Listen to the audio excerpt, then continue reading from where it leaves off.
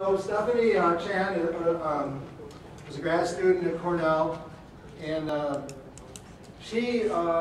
this is basically excerpted from her master's thesis, and I kind of whittled it down here. But she was having a job interview at this moment, so she couldn't be here. So I guess that's good news. Good excuse. I think it would have been a great opportunity for her, but anyways, to be here. But it's probably even a better opportunity to get a job. So. Anyway, so this is Stephanie's work, and let's see if I don't know how to do it either. Okay, it's this one here. Okay, great. So basically, in terms of the motivation for looking at this, the economics of organic vegetable production, she went through a bunch of statistics which I basically culled out of the report, and luckily Brian and Sarah have covered a lot of that anyways for us, and more locally, so that's good. But just as an overall trend in organic food sales, you can see that increase there. And you can also probably emphasize with me a little bit when I'm wondering how much of that is imports and how much of that is domestic production and how much is, of course, New York State production that's going up like that. But anyways, we'll find out. There's evidently the information is out there, so I appreciate that. So what Stephanie did was she took the data from our Cornell Organic Cropping Systems Project vegetable trial, and she crunched the numbers and made budgets so that to get an idea on the profitability of organic production, sort of through that lens. And what we had done is previously we had developed some budgets so that we could compare the different systems within the systems trial over time. We're looking at them on a long-term basis in terms of environmental impacts, economics, production, changes in the soil, we're measuring a lot of different things, but economics, of course, is important because you can have a growing system that is great environmentally, but if you lose money on it, it's not going to fly. So anyways, she took that data and the budgets and worked with them and did a really nice job. So let's see what else. I'm not totally familiar with her slideshow, so I have to read it a little bit. The key thing is that, as we'll see in some of her later slides, this is a 4-year crop rotation, and there's basically 4 main cash crops within that 4-year rotation. And so she did the economics for one entire rotation of crops, and that's probably the best way to evaluate the entire system. This is her pointing out that she did some literature reviews with some of the previous studies that had been done on similar topics. And Anu Ragarajan isn't here, but she and David Connor did a good one on some of the neon farm work that was happened in the early 2000s. And I'm not familiar with the other study. And then there are a whole bunch of enterprise budgets for conventional vegetable production and quite a few for organic vegetable production. But ours, the ones that we had developed, is a little bit different, and I think I'm going to just tell you why right now, because I'm not sure that she really teased that out in the slides. But the budget that we prepared is really focused on very small scale production. Basically, the model is a 1 to 3 acre farm, and none of these other budgets is looking at that at all. And yet, the average vegetable farm size, according to some of the NASS data in New York State, is about 3 acres. So we wanted to find something that would really look at those really small scale producers and give them some information that we want. Also, what's different about our model is that usually the way these things are set up, it's usually on a per acre basis, and there's a cost for marketing and a cost for plowing and all that stuff, and a cost for, say, materials like, say, for instance, boxes that you might want to be selling your produce in. But those are just fixed numbers, static numbers. And when you think about it, if you harvest, say, 1,000 boxes of tomatoes from a field, it's going to cost you a lot more for boxes than if you harvest 500 boxes from a field. And so that's just an example, but this model is dynamic in that way, so that the labor and materials costs are actually adjusted to the productivity for harvest. So anyways, that's, I think it actually gives much nicer information in some ways. The sensitivity analysis, I don't know too much about that, but we'll look at her numbers. Anyways, there are plenty of examples of that.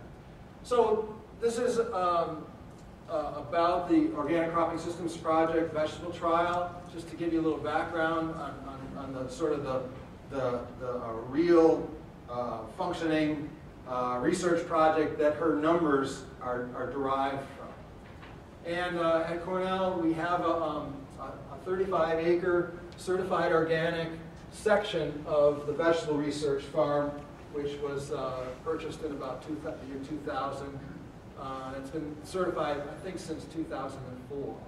And one key thing is it's got a really productive gravelly loam soil, which has plenty of stones in it, but it's really good for vegetable production in a lot of ways.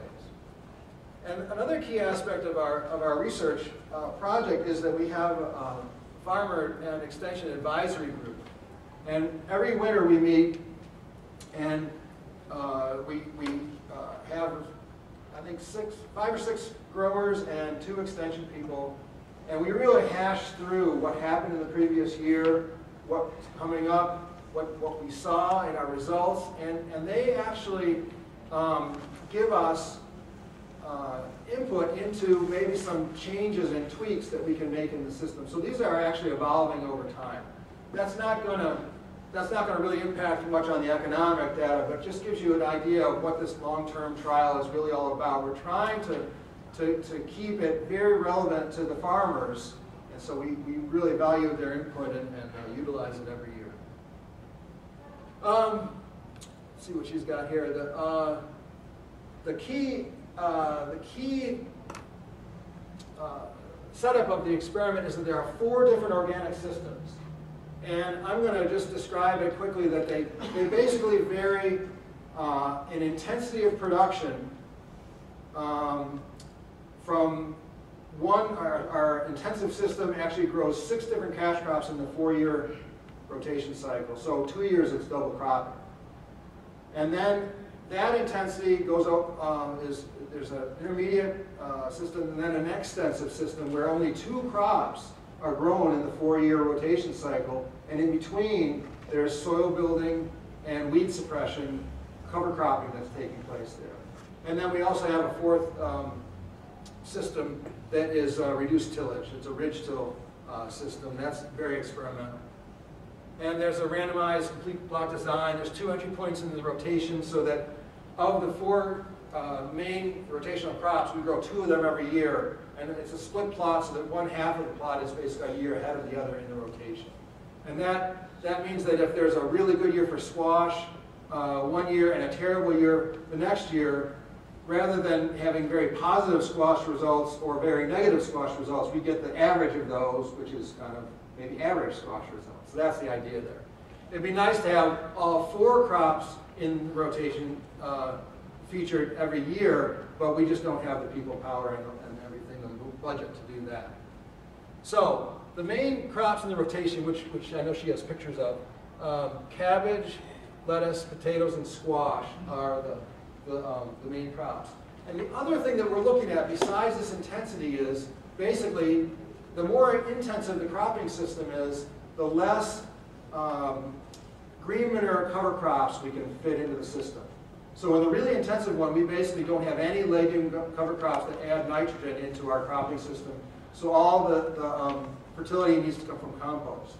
Whereas in the most extensive system, we have plenty of opportunities to add nitrogen into that cropping cycle. We use much less compost, basically 1/6 of what we use in the more intensive system. And that's really the kind of opposition of those 2 things is the main what we're looking at over time. Okay, so here you can see each plot. Half of it in any given year will be one or the other crops, and this entry point 1 here is a year ahead of entry point 2 in the rotation. So, and I think the first year that we ran the experiment, we actually grew sweet corn, which was dropped by our growers. So we're not including that, and we're going to just have, we substitute squash instead. So our rotation that we're going to consider here is the cabbage through squash for those 2 entry points. Okay, I think that I've already explained this enough so we can go through it quickly, but I'll just, it's hard to get this, so it doesn't hurt to probably repeat it a little bit. But our system 1, which is high intensity, okay, we're getting all of our nutrients from compost. We have 6 crops in 4 years. Then there's an intermediate one, and that one basically has 1 crop each year, so 4 main cash crops in 4 years, and we try to get a legume cover crop either before or after every cash crop. The bioextensive cropping system is the one that only has it only has a cash crop every other year. So in between our cover crops and weed suppression activities that are designed basically to lower inputs and to lower labor requirements for the cropping. That's what that's all about. And then finally, the system 4, which is the reduced tillage ridge system, is the same as system 2, except it uses ridge tillage, which I don't need to go over too much here, but essentially instead of moldboard plowing or using a rototiller, it either is forming the soil up into a ridge or scraping the top of the ridge off and throwing it into the valley. So the tillage is just like this, and it only works with about a 3-inch slice of that top of that ridge or of the valley that's being pushed up into the ridge. So much less intensive tillage in that system. And the theory is that it improves soil quality over time, and that should lead to better crop production.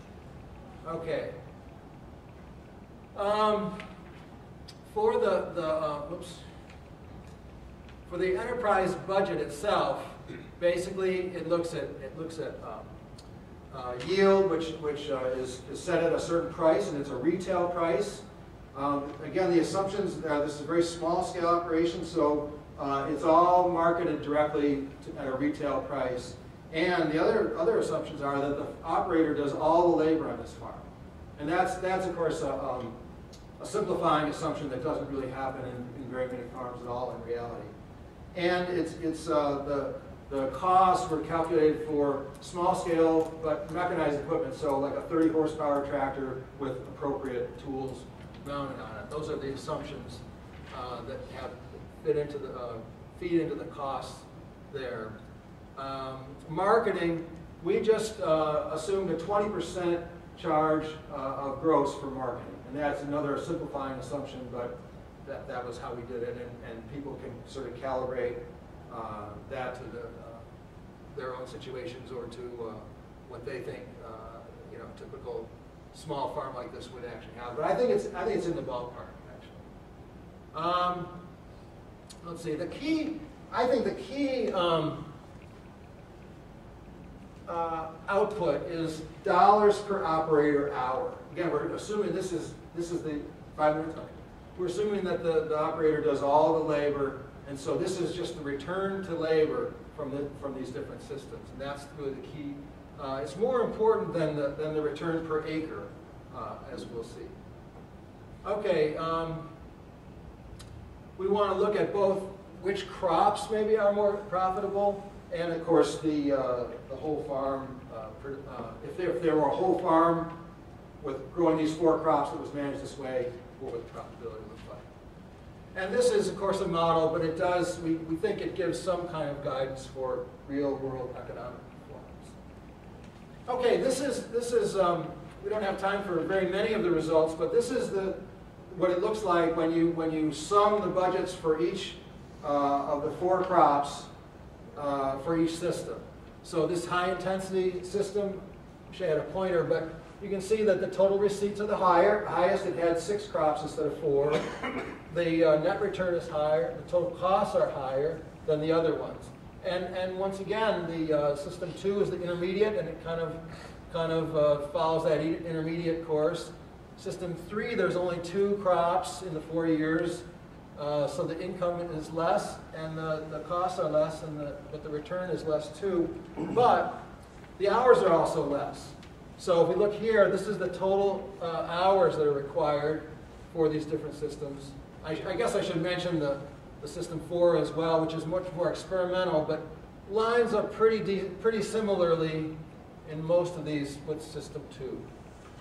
Okay, what we did here as well, and I hope this is in what Stephanie sent in for the proceedings, because you might want to look at it a little more closely, but we figured out this is how many labor hours are required for 4 1/10 of an acre plots. So there's 4 different years, and these budgets are all based on 1/10 of an acre instead of an acre because these are small scale operations. Okay, what we figured out is that if a farmer had 1,500 hours to work with during the growing season, which is probably not too far out of line. It's maybe, I think a lot of organic farmers actually work a little more than that, vegetable farmers. But if they did, and it took this many hours to grow 4/10 of an acre of these crops this way, what would be the size of their total farm if they used those entire 1,500 hours? And that's what this number is. And what you can see there is that the more intensive the cropping system is, the more hours that a farmer has to spend on each acre, and so the fewer total acres could be managed. So if somebody wanted to follow our model, they might want to try to project growing about 2.5 acres of crops. Whereas the extensive model, of course, there's less labor required, so the farmer can actually handle more acres. Okay, using those numbers, basically, these are the whole farm net returns for this many acres at this many dollars of receipts per 4/10 of an acre. It multiplies out these. And what's really interesting, and this is when you divide it by 1,500 hours, this is the return per hour, which I think, again, is really the most useful way to compare all these things. And what's really fascinating, I think, is that these numbers are not all that different here. We're doing some really different things in our production. We're managing more or less acres more or less intensively, and yet, I mean, clearly it looks like I don't think there's any statistical difference between these, although I didn't run the stats on it. But the intensive approach may be giving a little bit better return per hour, but it's not that different than if you're only growing 2 cash crops out of every 4 years, and you're doing all these other, environmentally positive things. So that's really probably the main take-home message, I believe, of what she did. Now, another aspect that how much? 1 minute? 1 minute. I think we're close. We're real close. All economics, students have to do something a little bit more interesting than just that. So she looked at some sensitivity analysis where she would increase, for instance, the first thing here, by marketable yield. What would be the effect of a 10% greater increase in yield, or 10% less, yield on your return?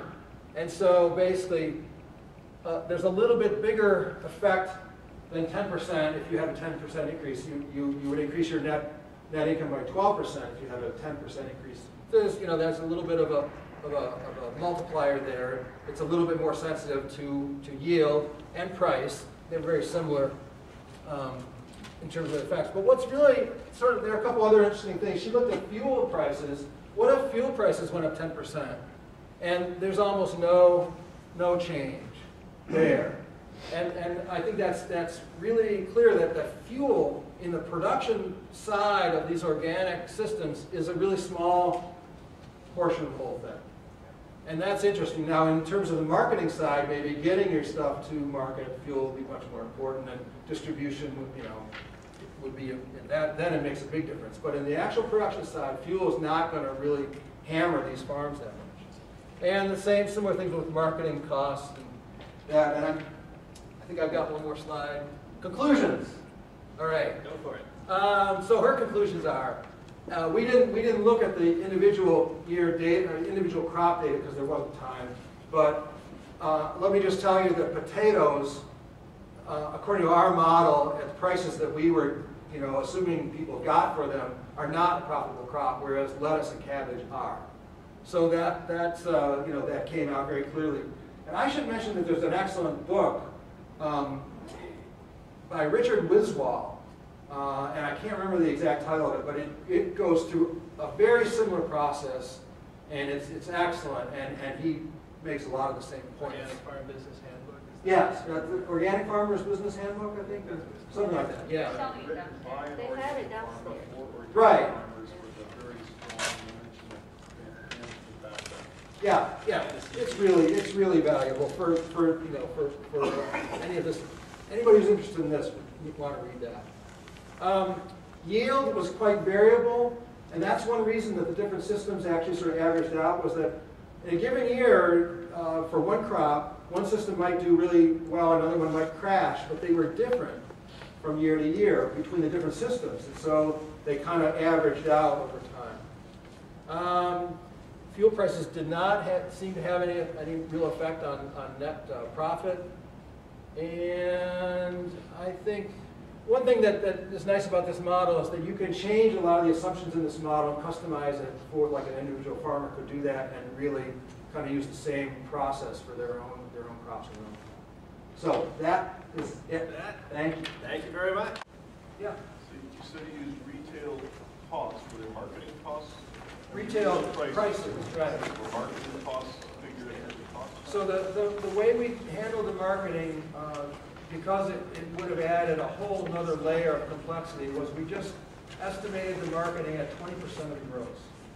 So that was a very simplifying assumption. But again, I actually used to have a small farm and sell at farmers market and all that kind of stuff. And we currently have an apple CSA, and it's not too far off. It's maybe 25% might be better for some farms and maybe 15% for others.